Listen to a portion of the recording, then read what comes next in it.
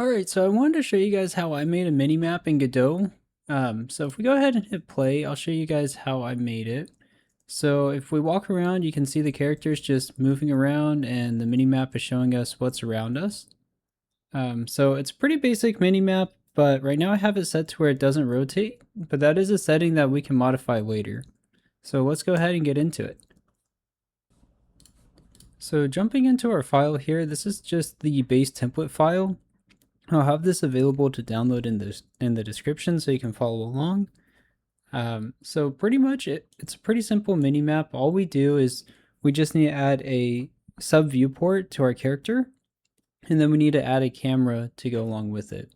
So let's go ahead and do that. If we go over here to scenes, we have our player. Let's open that up. And then inside of here, we have the character body 3D. Let's go ahead and add in a new node. So this is going to be our let's type in viewport, and that's the sub viewport container. And then hit stretch is okay. And then we'll add a child for sub viewport. And then inside of here, we're going to add a camera 3D. So let's go ahead and go back to our 2D here. So we need to scale this. I'm going to go ahead and hold shift key while I grab the corner. That will allow it to scale in a square. And so I'm going to keep it about this size. Looks good to me. So now if we hop back into our 3D view, we can click on the camera and we can just drag this up. And then over here we can rotate it, hold the control key to snap. And then we can just move this as high up as we want. I'm going to go about right there. Now if we jump back to 2D, we should see our character.